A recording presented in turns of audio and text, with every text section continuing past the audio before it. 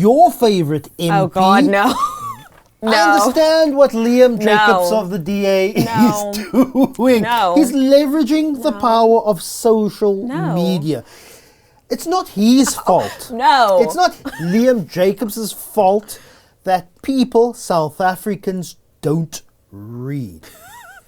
He is only using that to his advantage, and it's how TikTok fame is taking over legislative duty.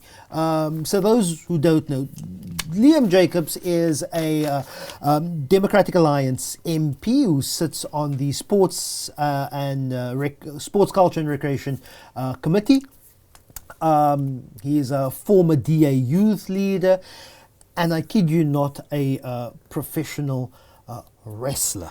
I urge you to go search on YouTube Liam Jacobs wrestling in a square circle, as they call it. But nevertheless, he's managed to harness the power of social media and the under-informed public. So what he does is he turns his camera on, he records himself asking, questions that speak to the accountability of sports entities and cultural entities in South Africa. What he doesn't do is he doesn't broadcast the answers.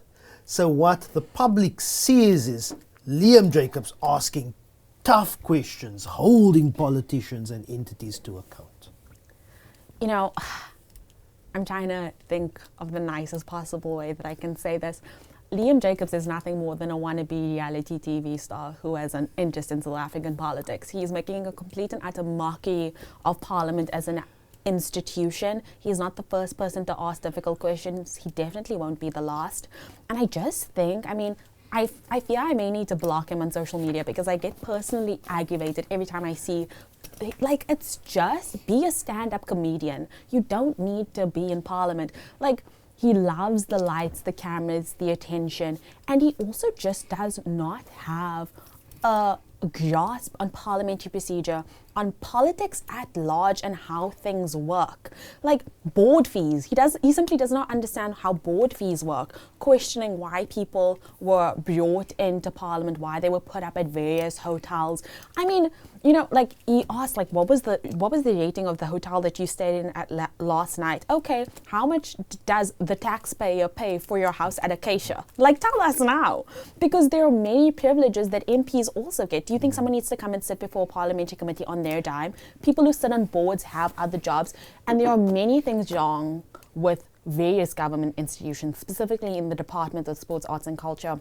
I'm not saying that Danny Jordan is perfect. If anything, I agree that he should go. But there are legislative mechanisms and powers that he has as a member of Parliament that he's not exercising correctly. The amount of time that he is taking to make his little TikTok videos and screen recordings, the YouTubes, and putting it in CapCut and cutting up the videos and posting it. He could be writing to the Auditor General or the SIU. He could be motioning for a notice or tabling a debate, write a private member's bill. There are things you can do as a member of Parliament than make TikTok videos.